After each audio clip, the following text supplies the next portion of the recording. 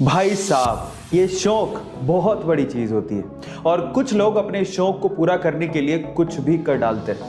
In fact Abu Dhabi के एक oil millionaire Sheikh को देख के तो ऐसा ही लगता है इस बंदे ने pure white gold Mercedes order की। मतलब अब सोचो, प्योर वाइट गोल्ड की बनी हुई मर्सिडीज जिसे 18 कैरेट गोल्ड से बनाया गया। अब सबसे शॉकिंग बात यह है कि उस मर्सिडीज के अंदर इतना पावरफुल इंजन लगा हुआ है कि 0 से 100 किलोमीटर पर आवर की स्पीड मात्र 2 सेकंड में पूरी कर लेती है। ओह माय गॉड गाइस, ये इंटरेस्टिंग फैक्ट जान के आपको कैसा लगा चैट सेक्शन में लिखना मत भूलिएगा।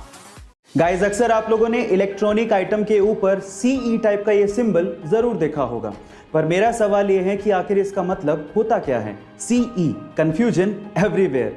अधिकतर लोगों को ऐसा लगता है कि ये कोई चाइनीज सिंबल है जिसका मतलब है चाइना एक्सपोर्ट, लेकिन ये बिल्कुल गलत है और आज मैं इसका असली मतलब आपको बताने जा रहा हूं।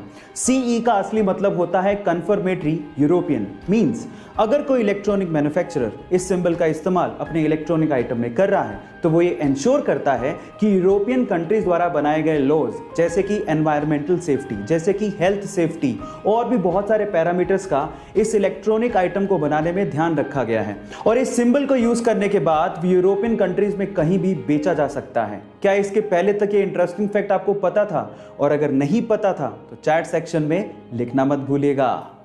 गाइस, ऐसी बहुत सारी चीजें हैं हमारे आसपास जिन्हें देख के अक्सर हम लोग इग्नोर कर देते हैं, लेकिन उनका बहुत ही गहरा मतलब होता है। जैसे कि अगर आपने कभी एरोप्लेन में सफर किया हो तो क्या आपने कभी सोचा है कि एरोप्लेन के अंदर की सीट्स हमेशा ब्लू कलर या उससे मिलते जुलते कलर की ही क्यों होती है? मैं आपको इसका आंसर देता हूं। दिखने में छोटा सा क्वेश्चन है लेकिन उसका बहुत गहरा मतलब है। आपको पता है, बहुत सारे लोगों को फ्लाइट में जाने का एक फोबिया होता है, उन्हें डर लगता है, उन्हें एंजाइटी होती है, उन्हें रिलैक्सेशन चाहिए होता है। In that case blue colour आपको रिलैक्स करता है, आपकी एंजाइटी को कम करता है और आपके डर को थोड़ा दूर करने की कोशिश करता है। सो इसके पीछे का एक साइकोलॉजिकल रीजन था। क्या आपको इसके पीछे का रीजन इससे पहले तक पता था? और अगर नहीं पता था तो चैट सेक्शन में लिखना मत भूलिएगा।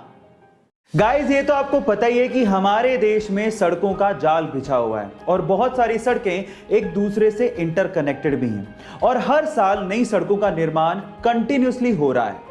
लेकिन मैं अगर आपसे सवाल पूछूं कि हमारे देश में ऐसी कौन सी जगह है जहां पर रोडवेज या यूं कहें कि सारी सड़कें समाप्त हो जाती हैं, खत्म हो जाती हैं, मतलब सड़कों का एंडिंग पॉइंट कौन सा है, तो आप लोग क्या जवाब देंगे? डोंट वरी, मैं आपको बताता हूं। उस जगह का नाम है धनुषकोटी और वो तमिलनाडु स्टेट में है और उसे इंडिया का एंडिंग पॉइंट भी कहा जाता है।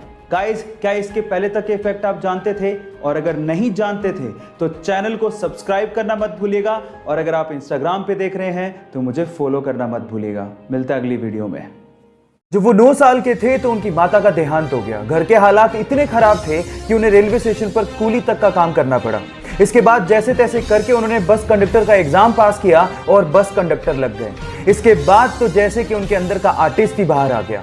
लोग ऐसा कहते हैं कि बस कंडक्टर के तौर पे वो काफी ज्यादा फेमस हो गए थे क्योंकि वो बहुत ही स्टाइल से सीटी मारा करते थे और बहुत ही स्टाइल से टिकट काटा करते थे।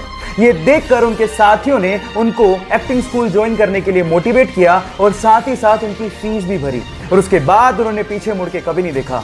काफी स्ट्रगल के बाद उनकी पहली मूवी में ही उन्हें नेशनल अवार्ड मिला और देखते ही देखते वो साउथ में सुपरस्टार और गॉड माने जाने लगे। जहां हालात ये हैं कि बाकी एक्टर्स को अपनी मूवीज हॉलिडे के दिन रिलीज करनी पड़ती है, वहीं जब इस सुपरस्टार की मूवी आती है तो अपने आप वो दिन हॉलिडे हो जाता है। Yes, I am talking about Thalaiva रजनीकांता।